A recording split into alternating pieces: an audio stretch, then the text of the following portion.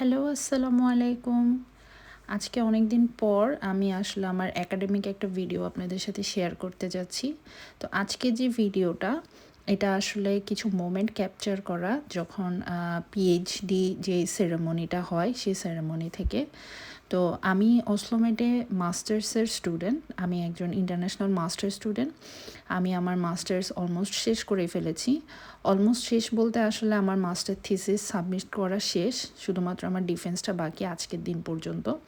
ইনশাল্লাহ হয়তো আর কিছু দিনের মধ্যে ডিফেন্স দিয়ে দিলে আমার ডিগ্রিটাও শেষ হয়ে যাবে। তো এরই মাঝে আমি আসলে স্টুডেন্ট থাকাকালীন বেশ কিছু পার্ট টাইম জব করেছি আমার ইউনিভার্সিটিতে। সো আমি অ্যাজ এ টিচিং অ্যাসিস্ট্যান্ট কাজ করেছি।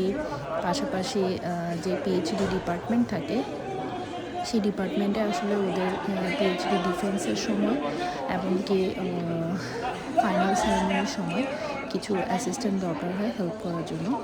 তো সেরকমই কিছু অ্যাডমিনিস্ট্রেটিভ রোলও আমি প্লে করেছি। তো আজকে খুবই ইম্পর্ট্যান্ট একটা মুহূর্ত ভিডিও আপনাদের সাথে আমি শেয়ার করছি। আমার জীবনে এটা আমার প্রথমবার আমি এরকম কোনো মানে সেরেমনি নিজের চোখে দেখলাম। তো আমি ভাবলাম যে ভিডিওটা একটু শেয়ার করি আমার দর্শকদের সাথে, যারা কিছুটা হলেও হয়তো বা দেখে আনন্দ অথবা একটু ভিন্নধর্মী কোনো একটা ভিডিও দেখে ভালো লাগবে আশা করি। সো এটা একটা সম্পূর্ণ একটা একাডেমিক ভিডিও। যদিও আমি এখনও মাস্টার্স শেষ করিনি, পিএইচডি করার আমার অবশ্যই ইচ্ছা আছে যদি আমি চান্স পাই। সো নরওয়েতে যেটা হয় যে পিএইচডি করতে হলে আসলে চান্স পেতে হয়, কারণ এখানে পিএইচডিটা ফান্ডেড থাকে। আপনি পিএইচডি করলে গভর্নমেন্ট আপনাকে পে করবে। সো এটা আসলে ফুল টাইম জবের মতোই এক পিএইচডি সমমানের ধরা হয়। তো পিএইচডিটা আসলে এখানে চাইলেই সবাই পিএইচডি করতে পারবে, বিষয়টা এমন না। তো এটা যথেষ্ট সম্মানেরও একটা সময়। তো আমার খুব ভালো লেগেছে এরকম একটা মুহূর্তের সঙ্গী বা আই উইটনেস হতে পেরে। তো আমি আজকে সারাদিনই ইভেন্টে ছিলাম, টুকটাক কিছু কাজ করেছি, হেল্প করেছি অ্যাডমিনিস্ট্রেটিভ, আর সাথে এরকম একটা সুন্দর মুহূর্ত এনজয় করলাম। তো এখানে যেটা ছিল যে ক্যান্ডিডেটরা যখন আসার পরে ওদের রেজিস্ট্রেশন করার পর ওরা কিছু গ্রুপ ফটো তুলেছে। সো ফটোগ্রাফারের সাথেও আমি কিছুক্ষণ ছিলাম।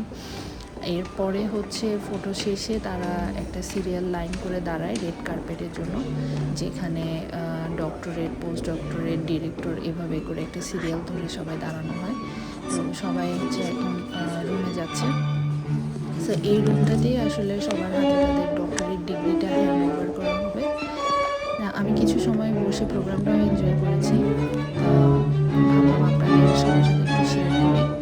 আর এর মাঝে আরেকটা কথা বলে রাখি, আমি আসলে রেগুলার ভিডিও আমার দেওয়া হয় না, তবে আমি অনেক সময় দেখা যায় যে আমার চ্যানেলে, বিশেষ করে ইউটিউবে যখনই আমি ভিডিও দিই, আমি কসমেটিক স্টাডি সম্পর্কে অনেক কোয়েশ্চেন পাই।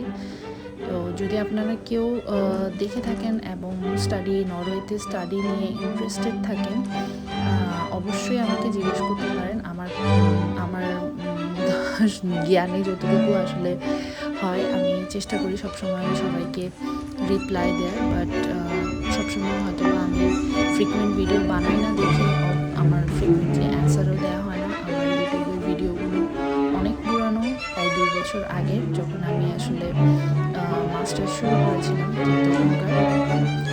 তো তারপর আমি বলতে চাই যে কারো যদি কোনো অসলোমেটে, বিশেষ করে অসলোমেটে স্টাডি নিয়ে কোনো কোয়েশ্চেন থাকে, কোনো কিছু থাকে, অবশ্যই আমাকে জিজ্ঞেস করতে পারেন। আমি চেষ্টা করব সবার কমেন্টের অ্যান্সার দেওয়ার। তো এই তো আর কিছুদিনের মধ্যে আমারও আসলে শিক্ষা জীবনের সমাপ্তি হতে যাচ্ছে।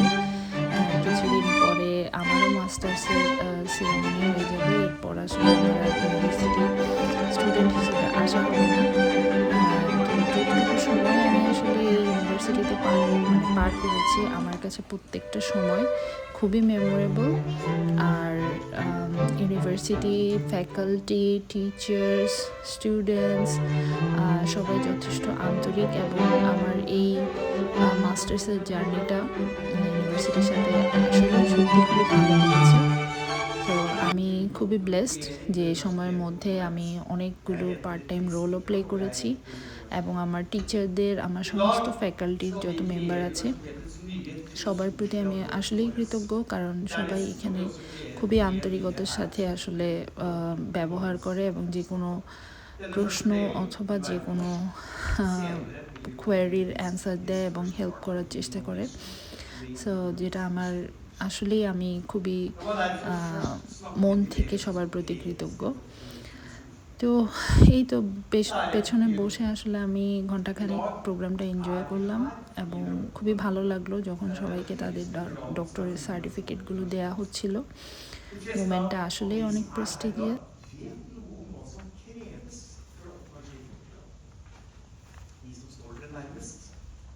Vi vet at det krever fravær, oppmerksomhet og fokus på mange viktige områder i lange perioder.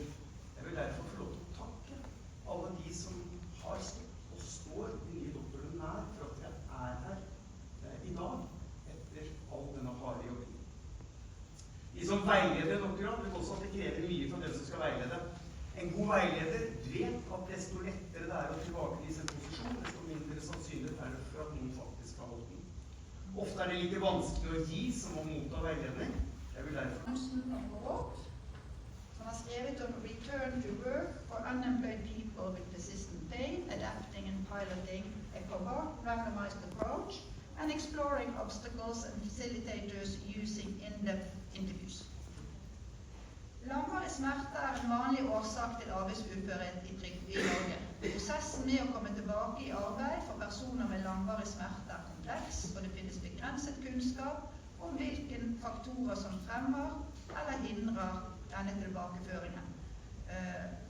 Forskningen i denne avhandlingen Fortunately not come in person. He was in Congo recently to help fight the Ebola outbreak. Maria Ressa and Britta Marek-Klabba, who happily are with us here today.